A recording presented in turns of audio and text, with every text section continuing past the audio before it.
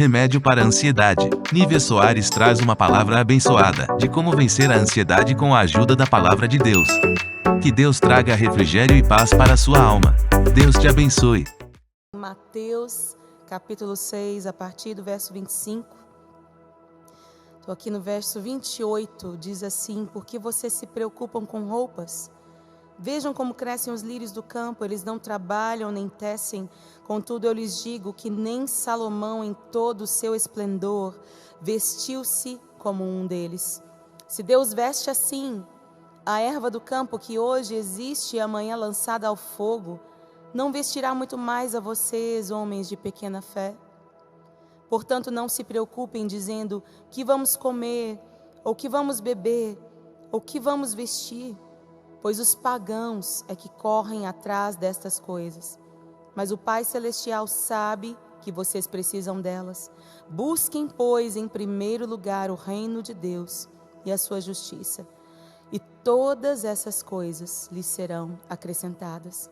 Portanto, não se preocupem com o amanhã, pois o amanhã trará as suas próprias preocupações.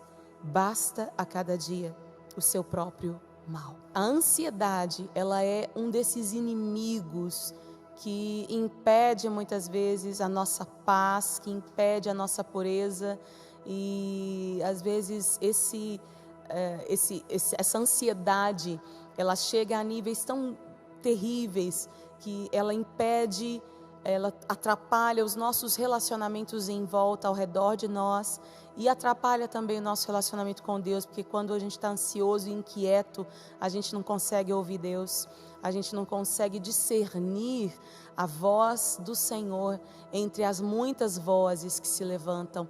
E a gente precisa aprender, né? Eu preciso aprender, essa palavra é para mim.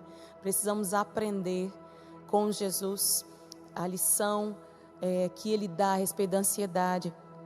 O nosso destino, de acordo com o Sermão do Monte, é nos tornarmos, assim como Jesus, filhos de Deus e parecidos com Jesus, que manifestam as mesmas qualidades de Jesus. Jesus é manso, humilde de coração, Ele é pacificador, Ele é aquele que chora, né? Ele chorou sobre Jerusalém, reconhecendo o quanto o povo precisava dele, o quanto ele gostaria que as pessoas recebessem da graça de Deus.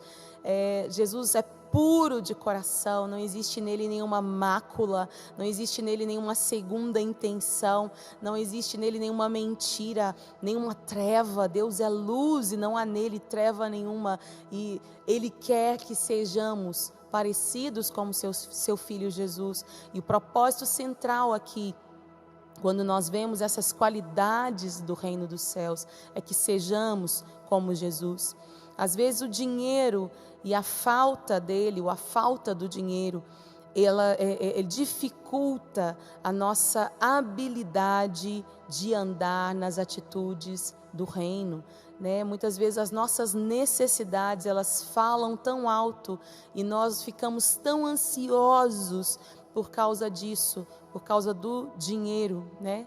Que nós deixamos de praticar as atitudes do reino, nós perdemos a mansidão, perdemos a paz, né? Perdemos a humildade, perdemos a capacidade de sermos pacificadores por causa da inquietude em relação ao dinheiro, à provisão. Nosso propósito também, né, e destino como filhos de Deus, além de sermos parecidos com Jesus, o nosso destino é também que sejamos luz e sal. Hoje alguém me perguntou lá nos stories do Instagram como fazer para saber qual é a vontade de Deus para a minha vida. E me veio o texto que diz: a vontade de Deus é a nossa santificação.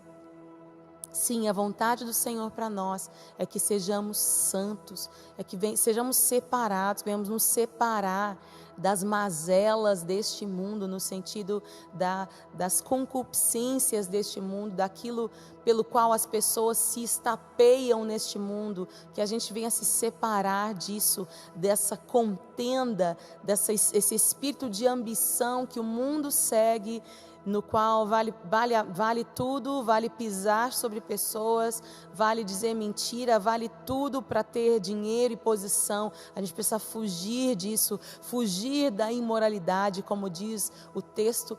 E, enfim, o propósito que Deus tem para a nossa vida é a santificação, e que sejamos luz e sal, que usemos os dons que Deus nos deu, aquelas dádivas de Deus, a manifestação da graça de Deus em nós, através dos dons que o Senhor nos deu, sejam eles espirituais, sejam dons naturais, que nós venhamos a usar os nossos dons para que sejamos luz e sal na nossa geração. Esse é um dos nossos propósitos, né? Por causa do medo, né? Continuando, por causa do medo relacionado à provisão, às vezes nós deixamos de exercer o nosso chamado. Muitos missionários e muitas pessoas deixam de sustentar a obra de Deus, deixam de ir e fazer a obra de Deus por causa do dinheiro, deixam de fluir naquilo que Deus quer que eles fluam, por causa das suas necessidades, por medo de não conseguir se manter, medo de não ter o pão de cada dia, medo, principalmente os homens. Eu creio que os pais de família têm esse peso sobre si, da provisão da casa.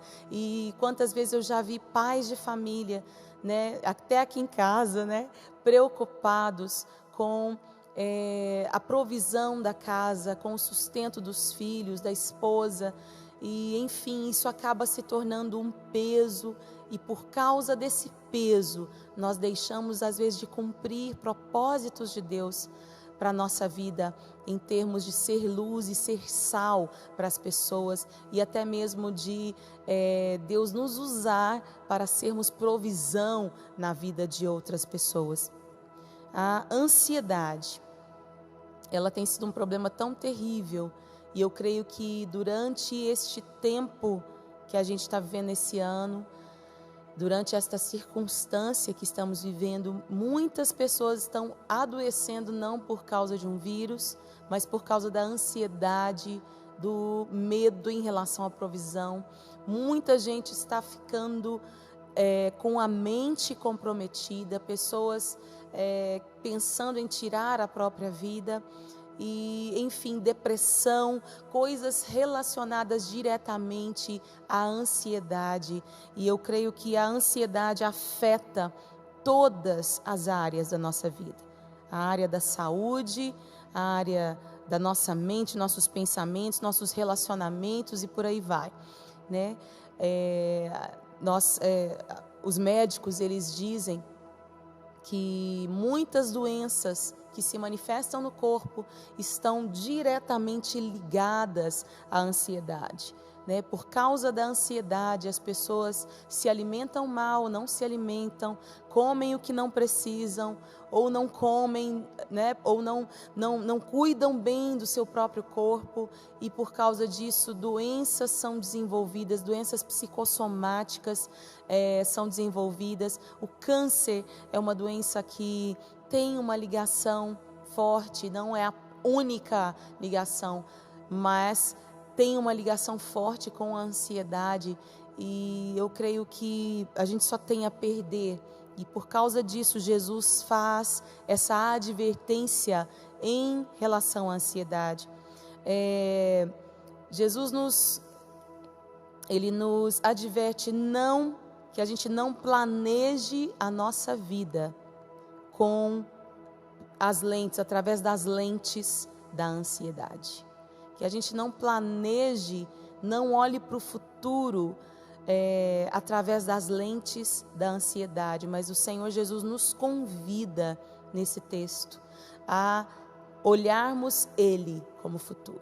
Jesus, o próprio Jesus. Quando nós temos Jesus e entendemos que Ele é o nosso destino, Ele é o nosso futuro certo e que Ele é totalmente fiel, nós deixamos de querer nos garantir, né? Nós deixamos de querer ter o controle das situações, né? Nós precisamos determinar dentro de nós qual é o tesouro mais precioso que nós temos. São os tesouros desta terra ou os tesouros do céu. Precisamos entender isso. O que é mais precioso para nós? As coisas deste século, desta terra, ou as coisas do reino eterno de Cristo Jesus? A ansiedade é em relação, né, o que Jesus descreve, ela é em relação à comida, à bebida e a roupas, né? Jesus fala que por que não devemos nos render, não podemos nos render à ansiedade, né? Quando nós olhamos para os pássaros, Jesus nos mostra os pássaros e Ele diz, né? Eles não semeiam, não colhem, no entanto, eles são sustentados pelo próprio Senhor. Quando nós olhamos o quanto Deus provê para a sua criação, né? Nós como aqueles que valem mais na criação de Deus, né? A Bíblia nos fala que nós somos a coroa da criação, nós somos o homem, o ser humano foi feito à imagem e semelhança de Deus. Existe um cuidado de Deus especial para com o ser humano. Quando nós vemos que Deus cuida de um pardal, Deus cuida de um pássaro, nós entendemos que para Deus nós valemos muito mais do que os pássaros. Nós valemos muito mais do que as flores. É o que Jesus diz, né? A preocupação não nos acrescenta em nada. Nós começamos a imaginar, e essa preocupação é exatamente, a gente começa a imaginar as coisas que podem dar errado, e a nossa imaginação nos leva às vezes para longe de Deus, nos leva para longe do lugar do descanso no Senhor, nos leva para longe do lugar da dependência do Senhor. Deus sabe do que precisamos, e Ele sabe que nós precisamos e dependemos dEle, né? Ele sabe, antes que a gente abra a nossa boca para falar, Ele já sabe quais são as nossas necessidades, Ele entende, e o que Ele quer, né? Por que eu tenho que orar a Deus a respeito das minhas necessidades? Deus já sabe, porque Deus quer relacionamento, Ele quer ouvir de nós. É engraçado que quando os filhos estão às vezes com vergonha de pedir alguma coisa e a gente tem que puxar deles, né? E é interessante o quanto a gente se sente feliz em trazer algo para os filhos, em alimentar os nossos filhos, em prover para os nossos filhos. E assim é o nosso Pai Celestial, né? Ele tem prazer em que a gente se achegue a Ele. Ele tem prazer na comunhão. E um dos motivos pelos quais Deus nos dá a graça para hoje é que a graça ela é o suficiente para hoje. Amanhã eu preciso me colocar novamente debaixo da graça do Senhor. Eu preciso buscá-lo novamente. Eu preciso ler a Bíblia novamente. Preciso falar, manter um diálogo com o meu Pai novamente. Deus quer diálogo. A gente se lembra né? Você se lembra da história de Israel no Egito, quando Israel saiu do Egito e foi para o deserto, o Senhor em um certo ponto envia pão do céu, que é o maná, e esse maná precisava ser colhido todos os dias, ele precisava ser tirado, né, logo pela manhã, todos os dias, ele não podia ser guardado.